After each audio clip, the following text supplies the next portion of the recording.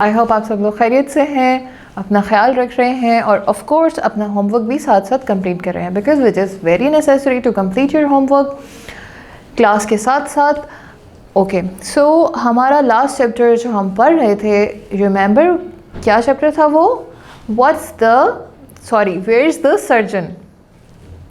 सो surgeon कहाँ है? Already हम लोग डिस्कस कर चुके हैं अपनी रीडिंग में कि सर्जन जो था वो वहाँ पे नहीं था। क्यों नहीं था? क्योंकि तो टेली सर्जरी है, you do not need to be here. Okay, so अब जो है हम शॉर्ट आंसर्स पढ़ चुके थे, so let's revise little bit of what is the anaesthesia. Anaesthesia क्या है? एनेस्थीसिया एक वो मेडिसिन है जिसको पेशेंट को इंजेक्ट किया जाता है बेसिकली, ताकि वो एक डीप स्लीप में चला जाए और वो पेन फील ना कर सके। ऑलराइट, सो उसके बाद सेकेंड है name these two technologies use to perform tele surgery. Okay, so वो क्या टू टेली सर्जरी की टेक्नोलॉजीज़ हैं जो कि ज़रूरी है वहाँ पे होना? That is one is internet and second one is robotics. Why tele surgery was invented? Tele surgery क्यों इन्वेंट की गई थी? याद है ना आपको? यस, टेली सर्जरी इसलिए इन्वेंट की गई थी कि सर्जन की वहाँ पे मौजूदगी जो है वो मिस ना हो, और अगर कोई ऐसा गांव में पेशेंट है या फिर बहुत दूर पेशेंट है, सर्जन वहाँ पे नहीं जा सकता है, तो वो क्या करेगा? वो ऑन स्क्रीन ऑनलाइन बैठ के पेशेंट को ऑपरेट कर सकता है through robots. Alright, so I hope आप लोगों का ये रिवाइज क्लियर हो गया होगा। अब हम आते हैं रीजंस पे, some technological reasons. Why there is less infection in a surgery that is performed with the help of robots? अच्छा जी, क्वेश्चन क्या है? इस क्वेश्चन में दो क्वेश्चंस है बेसिकली, कि ह्यूमन आर्म में ऐसा क्या है जो कि रोबोट्स में नहीं है, या फिर रोबोट्स में ऐसा क्या है जो ह्यूमन आर्म में नहीं है, which we have already discussed in the chapter. So let's see the answer here. There are less chances of infection in a surgery performed with the help of robots as compared to the human arm. Due to robotic use, the surgery is done with decreased blood loss, less pain and quicker healing time. So three-dimensional magnifications help surgeon. Due to these techniques, there is the reduced duration of operation and less infection chances. So let's move to the second question. What is the role of nurses in telesurgery? अब देखें question कितना genuine है कि जब काम machine ने करना है, रोबोट्स ने करना है, तो नर्सेज वहाँ पे क्या कर रही हैं, ये देखना चाहिए ना। So let's see. First, nurse position 3 cameras around the patient. मतलब कि नर्सेज जो हैं 3 कैमराज, बेसिकली 3 कैमराज होते हैं जो कि फोकस करने होते हैं पेशेंट के ऊपर, जहाँ पे उसका बेसिकली ऑपरेट होना होता है। ऑलराइट, सो 3 कैमराज डिफरेंट एंगल से लगाए जाते हैं ताकि तमाम एंगल्स के साथ सर्जन जो स्क्रीन पे बैठ के देख रहा है वो क्लियरली देख सके कि एक्चुअली वाउंड कहाँ है, कहाँ से कट करना है और कहाँ से नहीं। सो 3 कैमराज जो हैं वो नेसेसरी हैं, और ज़्यादा सीरियस सर्जरीज के लिए ज़्यादा भी यूज़ हो सकते हैं। The second, nurse attach 3 long metal rods on the patients. अब वो रॉड्स कौन सी हैं? We have already discussed in the chapter that one is knife and one is drill kind of thing and one is another metal rod, जो कि ज़रूरी है patient के ऑपरेशन के लिए। She announce all arrangements are complete. इसका क्या मतलब है? नर्सेस क्या करती हैं? ये अपने कैमराज और रॉड्स को अरेंज करके अनाउंस करती हैं सर्जन को कि आपका ये काम, आपके लिए ऑपरेशन के लिए रोबोट्स तैयार हैं। ठीक है, उसके बाद क्या होता है? सर्जन जो होता है वो स्क्रीन देखता है, वो चेक करता है कि इज़ इट रियली फाइन। जब फाइन का थम्स अप होता है तो ऑपरेशन स्टार्ट कर दिया जाता है। उसके बाद क्या होता है? ऑपरेशन ख़त्म हो जाता है। जैसे ही सर्जरी कंप्लीट होती है तो उस वक्त नर्सेस की ज़रूरत महसूस होती है, क्योंकि वो रोबोट्स उठाकर साइड पे रख देते हैं और फिर जहाँ से कट्स लगे होते हैं, जहाँ पे ज़ख़म होते हैं, उनको हील कर देते हैं। ठीक है, उसके बाद थर्ड क्वेश्चन पे आ जाते हैं जी। Describe a robot used in telesurgery by comparing it to a human arm. These robots look like the legs of giant spider. These robots are long rods with cable running through them. They move with the help of small but powerful motors and pumps. These robotic arms can move even better than human arm. They can move full circle up and down sideways.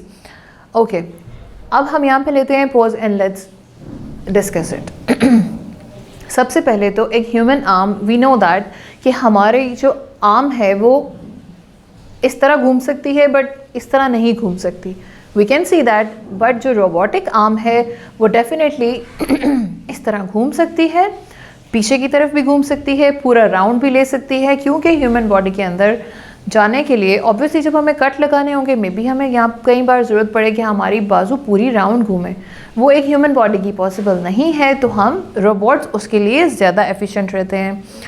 और क्या होता है जी, जो robots होते हैं वो spider की तरह उनकी बड़ी बड़ी टांगें होती हैं, लेकिन वो ऐसे बड़ी बड़ी क्यों होती हैं? द रीज़न इज़ उनकी जो रोबोट्स की बड़ी बड़ी लेग्स हैं उनके अंदर वायर्स फिल होती हैं, वो वायर्स कनेक्ट होती हैं सर्जन के रिमोट के साथ, या सर्जन के हाथ में कोई कंट्रोलिंग चीज़ होती है, वो कंट्रोलर जो है वो फिर सर्जन वहाँ से परफॉर्म करते हैं और यहाँ से रोबोट परफॉर्म करता है।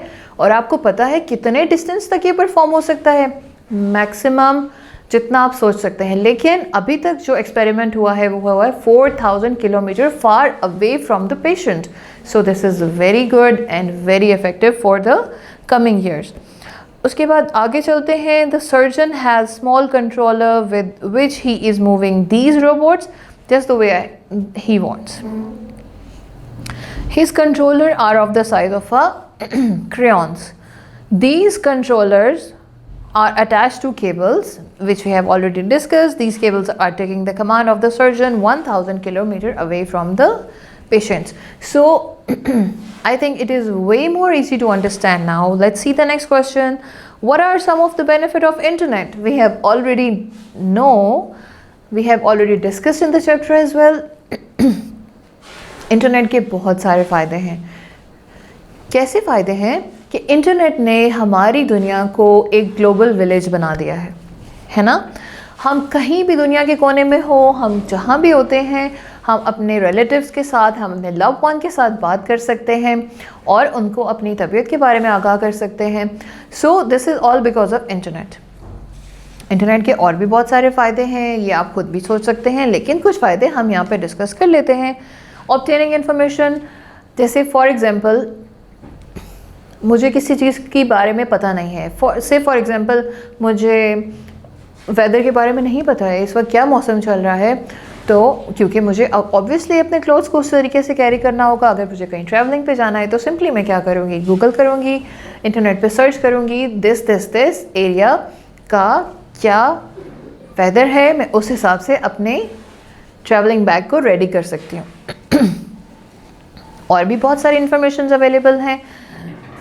सोशल नेटवर्किंग, एग्जैक्टली जैसे मैंने आपको बोला कि हम लोग दूर बैठे लोगों के साथ बहुत इजीली बात कर सकते हैं। एंड सेकेंडली, जब लोग अपने अपने स्टेटसेस अपलोड करते हैं, अपने अपनी बात डिस्कस करने की कोशिश करते हैं अपने अपने वॉल्स के ऊपर, तो फिर क्या करते हैं कि सारे रिलेटिव्स, सारे जानने वाले, तमाम फ्रेंड्स देखते हैं और उस पर बात करते हैं। इससे क्या होता है, एक तो हमारी सोशल डिस्टेंस जो है वो सोशल डिस्टेंस जो है वो ख़त्म होता है और हमारी सोशल कम्युनिकेशन मेंटेन रहती है और हम अपने प्यारों के साथ कनेक्टेड रहते हैं। शॉपिंग भी कर सकते हैं, ऑफ कोर्स बैंकिंग भी होती है, अब तो न्यूज़ भी देख सकते हैं, marketing, everything is very easy just because of internet. और एक और चीज़, करीम, कैब, ये सब चीज़ें भी हमें इंटरनेट के थ्रू अवेलेबल हैं। सो बाकी चीज़ें ऑब्वियसली आप लोग खुद भी सोच सकते हैं। उसके बाद हम देखते हैं जी, list some other uses of robot. अब क्या है, अब रोबोट हमें और किस तरह हेल्प कर सकते हैं? मिलिट्री सर्विसेज मिल सकती हैं इससे, कार प्रोडक्शन में हेल्प करते हैं, स्पेस एक्सप्लोरेशन में हेल्प करते हैं, अंडर वाटर एक्सप्लोरेशन में हेल्प करते हैं, डक क्लीनिंग में हेल्प करते हैं, फाइट क्राइम में हेल्प करते हैं और बहुत सारी चीज़ों में हेल्प कर सकते हैं और उसके ऊपर डेफिनेटली काम हो रहा है। तमाम मैन्युफैक्चरिंग फैक्ट्रीज़ में, इंडस्ट्रीज़ में हम रोबोट्स की हेल्प ले सकते हैं, लेकिन इससे एक लॉस हो सकता है। You know what? Man power से हम दूर हो सकते हैं। हमारे बहुत सारे ऐसे एम्प्लॉयज़ हैं जो कि इस चीज़ की वजह से थोड़े से डिस्टर्ब हो जाते हैं। They have to be more skilled to come into the industry. So that's the today's class. I hope आपको आज की क्लास समझ में आई होगी, और ऑब्वियसली आपने ज़रूर अपना होमवर्क करना है। टीचर आपको कॉल करेंगी अपडेट लेने के लिए। You have to update her कि आपने होमवर्क कंप्लीट कर लिया है। I will see you in the next class. अल्लाह हाफ़िज़।